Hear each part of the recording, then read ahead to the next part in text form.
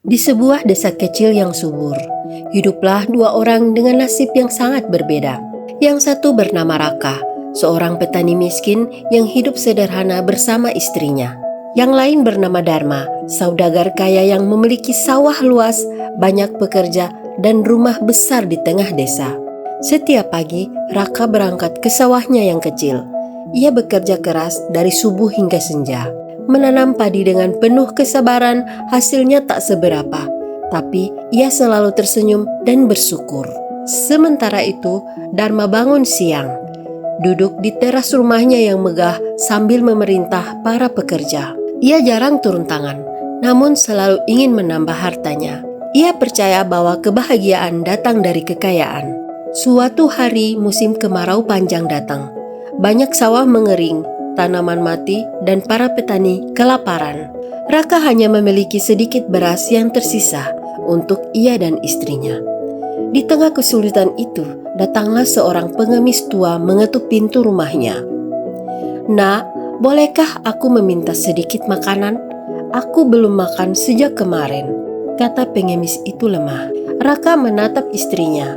Mereka tahu beras yang tersisa hanya cukup untuk 2 hari. Namun tanpa ragu, istrinya mengambil sebagian dan memberikannya kepada si tua. "Semoga Tuhan memberkahi kalian," ucap pengemis itu lalu pergi perlahan. Malam itu, Raka tidur dengan perut kosong, tapi hatinya tenang. Keesokan harinya, hujan turun deras setelah berbulan-bulan lamanya, menyuburkan tanahnya kembali. Anehnya, tanaman Rakalah yang tumbuh paling subur di antara semua petani di desa itu. Melihat itu Dharma iri. Ia mendatangi Raka dan bertanya, "Apa rahasiamu, Raka? Kenapa sawahmu bisa subur, padahal engkau miskin?" Raka tersenyum. "Mungkin karena saya berbagi.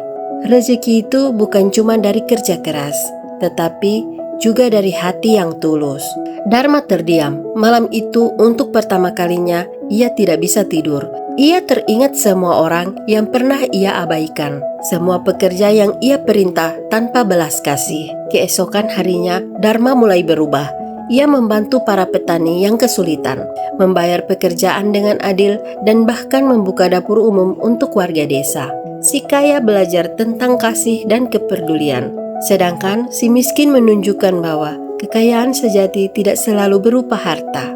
Teman-temanku, kekayaan sejati bukan diukur dari banyaknya harta, tetapi dari kebaikan hati dan keikhlasan dalam berbagi.